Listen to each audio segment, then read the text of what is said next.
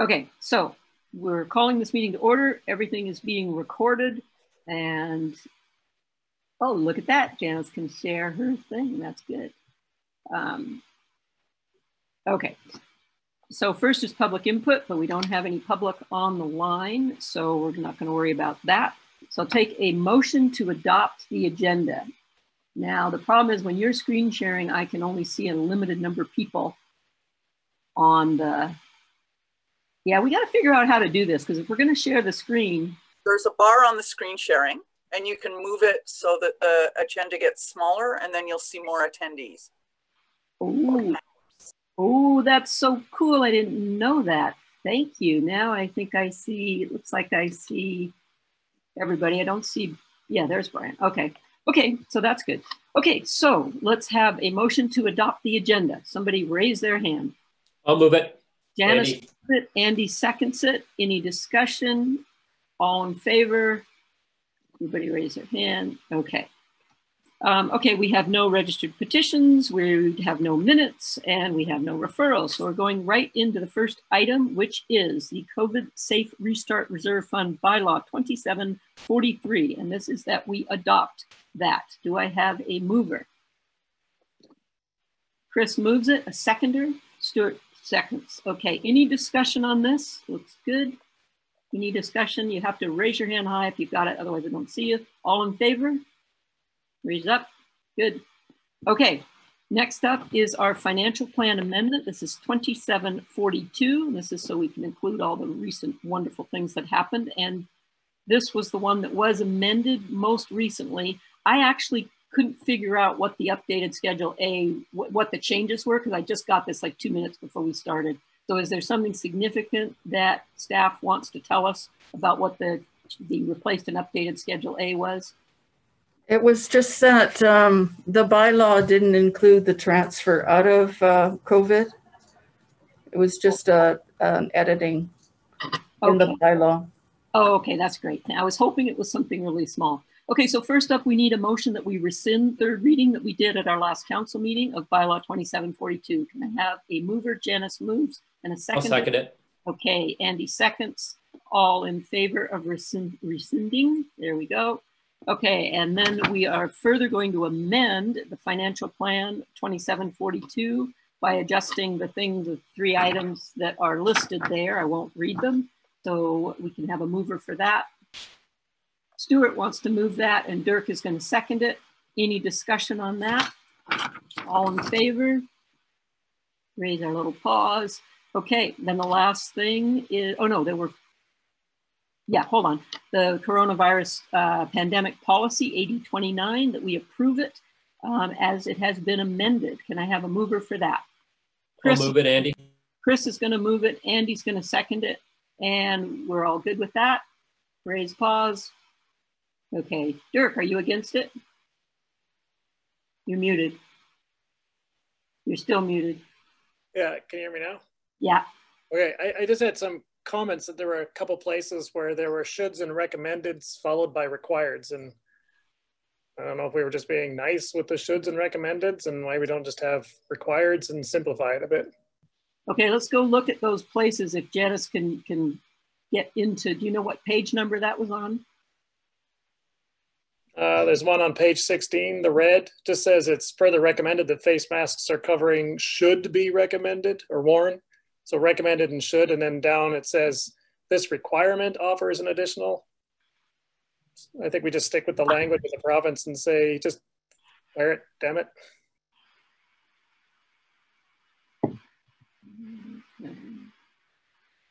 Okay, so it's outside. You're conversing with visitors, outside agencies.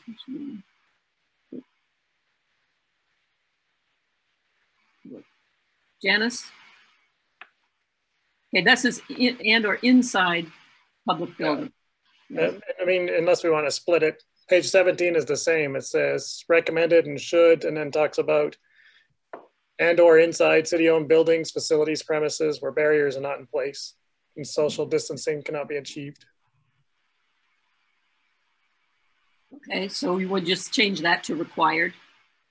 Or just a must. Janice? I was just going to say that oh, did I move it? I'm sorry. That we're just covering the, all of that is covered by the provincial health order.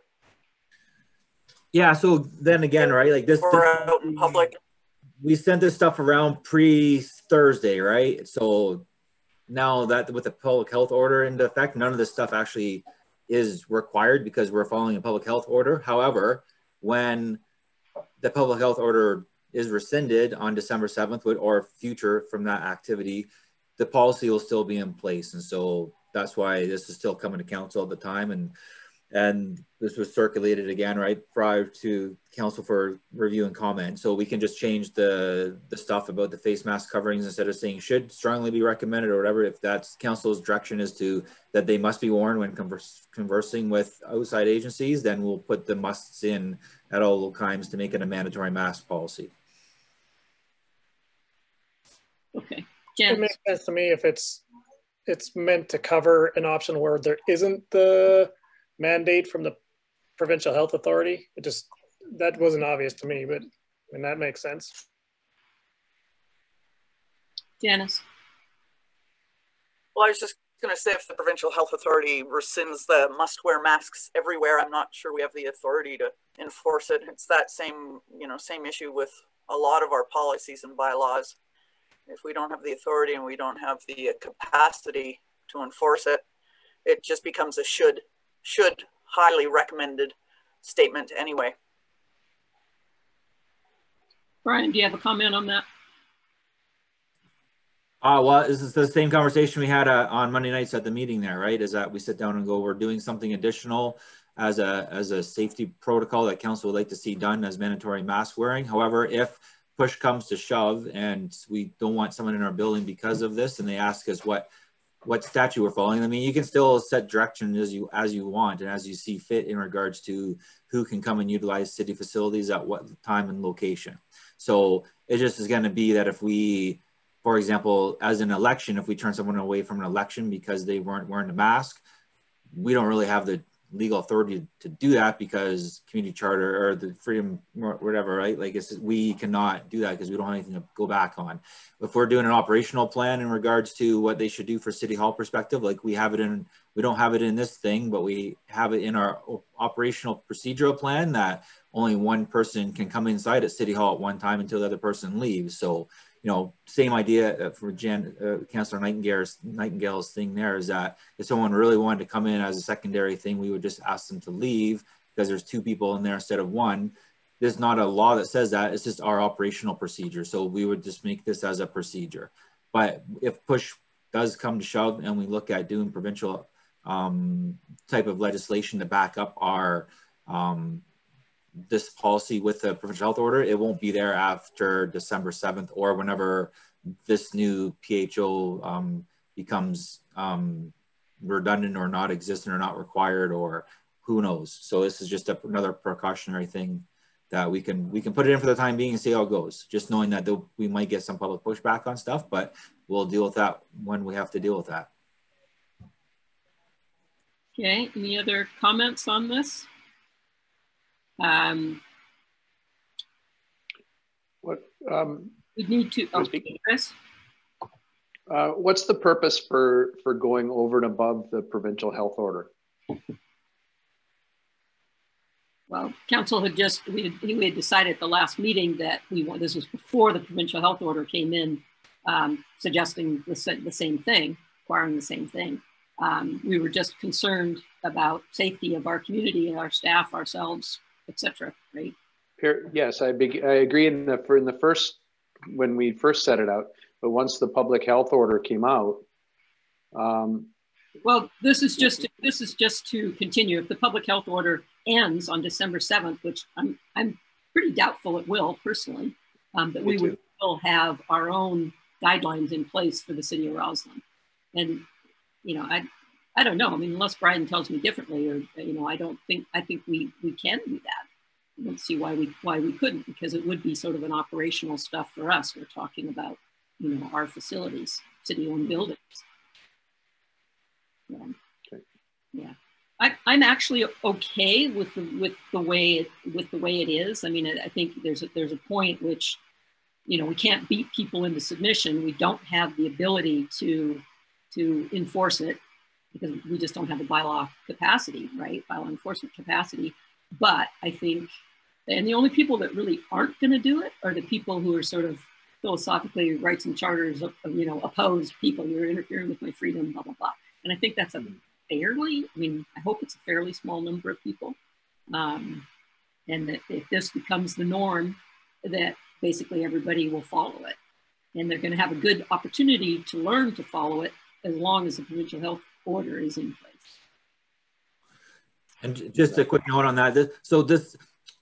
There's not really a bylaw component regarding this because of the fact that we're already at we're at the facilities already. Our staff is at the facilities already. So if we have a policy directive from council that says you have to wear a mask to come into a facility, our staff can relay that message to the user of that facility to say you need to use a mask to come in there. The problem is that when that conversation escalates and they really go to task on that, they can still come in to the facility and they pay taxes and they lived in Roslyn for whatever years, or their son plays hockey or whatever the case may be. We don't, at that time, we can sit down and say, yeah, we still have a policy in place like that, and we're going to get complaints on that. If it gets ever into some type of a legal situation, which we're not sure what would happen or not, but this is what we look at from an administration perspective, is that if we were to fall back on a legal opportunity to help us inform our decision, without a provincial health order, we don't have that. So is this kind of setting up for worst case scenarios is why we have this policy set up. That's kind of why we look at that. But with it being brought forward right now, we could pretend that we don't have a public health order in effect that wears masks right now, and then we would be doing this in case of that never happened, or if that thing does rescind, like the public health order gets rescinded, then we would be continuing on this course of action long after that period. And that's kind of comes back to our meeting that we had on at council at the last meeting there about the should, could, would, strongly recommended, must adhere to. That language is kind of important for us to get direction from council so we can implement those kind of things into our specific operational facility plans that we have for COVID. Yeah, okay. Yeah, Stuart. Yeah, I think we're overthinking this. This is all time dependent stuff. You know, I think it was fairly obvious that the province was a couple of days behind what seemed pretty obvious to us, that masks needed to be mandatory, and, you know, they caught up 2 days later, and that's great. We're going to be dealing with new things, and, you know, we're going to have to discuss it then. I don't think anything we do now is, you know, going to, you know, we'll adapt if and when we need to. I don't think that the mask guidelines are going to be removed on December 7th. I mean, that seems very unlikely. And at some point, we're going to have a sensible sort of ramping down of all these requirements, and we'll have to talk about that then. So are you happy to leave it as should at this point? I think the whole thing's irrelevant because we're going to have to come up with something, you know, appropriate to whatever new circumstance we're going to deal with whenever that is. Yeah. At the moment, we're operating under the provincial health orders, and that's fine. But I'm happy with it as it is for now. And when we see some change that's required, we'll have to make that then. Okay, so we're going to go forward with it as it is, unless someone wants to make an amendment to this to take out the shoulds and make them musts, and see if that flies. I kind of agree with Stuart. We are overthinking it a bit. Anyway, so does anyone want to make an amendment to this policy before we go forward with it? Seeing none, I think we got to move her in a seconder here, didn't we? I kind of lost track. We're all good. Okay, so I'm going to call the question. All right, all in favor? Okay, and no one opposed. We're good. Okay, so that is basically it for today. We'll take a motion to adjourn, and we're all done. So the only thing I would say, yeah, good. Janice does it, Chris does it. We're all out. I think we probably need another practice session before we go into a real council meeting. So either we do it as another special event like this, or we agree to start early at the time of our December 14th meeting. What do people want to do? Or staff, you can get back to us with what you think would work best. So, and I actually really like having someone else manage the screen share rather than me, because I'm just not that clever. So either a staff person can do that or a counselor wants to do it. But I think that would be something that would be helpful. Stuart. It's occurred to me that what I did was I signed in when I got an email back from hitting the link. I signed in using my regular email rather than my counselor email, and that's probably why I was an attendee rather than a participant. And then if I'd used my counselor email, that would have recognized me as a participant, and that would have all gone through smoothly. And possibly that's what other people were doing as well. Yeah, that's a good point. Andy, do you think that applied to you or Chris? No, I don't think it did. And I was just going to say too that we had issues when we went to a conference, the Zoom conference at RDKB. There was lots of pushback from a number of directors to simplify it, and they were able to figure out how to provide a simple link like we did for the previous meetings, not having to register, just had to click on the link and we were automatically allowed into the meeting. So there is a way to do it. The staff at RDKB figured that out. And as far as I know, it worked just like the previous system. So when we had the issue with RDKB, I logged into that just generic Zoom meeting and I became a panelist right there. So I had to mute myself or else I could have just gone and Zoom bombed the meeting at RDKB. So if that's the problem, right? We can just sit down and have a meeting with no public in attendance, but if we want public to actually sit down and look at that kind of stuff and be these things, that's how we have to control them being able to take over the meeting. And that's why they're an attendee and not a panelist, because when I went on to the RDKB one, I was a panelist, so I could have done whatever I wanted to do there. And for us to have that, I think is not realistic. So this that won't work. we have to go and do that from our staff perspective. Yeah. Okay. Yeah. Dennis?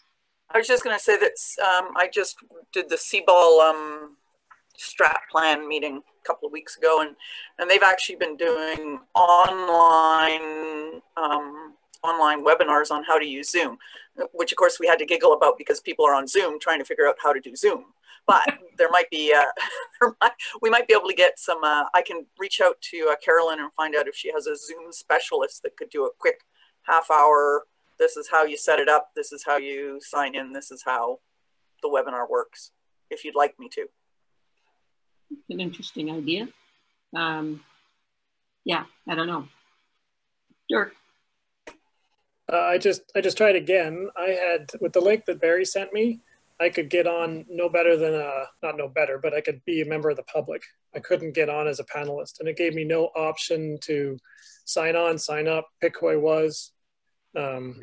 Same. And you came in on your council email. You were using your council email. No, I have only ever used my my work email, because that's how Zoom is signed in for me all the time, and that's how it worked when we were doing Zoom meetings before. So I'm not sure what the difference was. I've never signed on using council just because then, yeah, I don't want to mix it up with my work stuff. So then I guess what happened is I bet you that your counselor email was the one that was sent out as a panelist, but you probably should have been sent out with your other email. So we're gonna have to talk to Barry about how we do that, because when I linked on, because I'm already have my account through City of Roslyn, when I clicked on the agenda cover page, right, it takes you to the sign into your meeting and it gets auto-filled, and then you submit that thing and then I get an email back, but it showed me that I was a panelist because of the fact that we had my email set up as one of the panelists allowed for this meeting. So we're gonna have to do some more work on this, because it's not as straightforward actually as it looks. And just with the amount of time for us to get this ready, obviously we wanted to, I'm glad we only had a couple of things to do on this one, but we'll have to definitely do some more training on going back into the Zoom world. Yeah, I think we're gonna have to, we probably should do it before the 14th. I was thinking we just do it like 15 minutes before the 14th, but that may not be sufficient. So we'll let staff wrestle with that one a little bit. So, okay. So anything else? Anybody? No. Okay. Nope. Goodbye, all you Janices. All right. Thanks. Thanks. See you guys.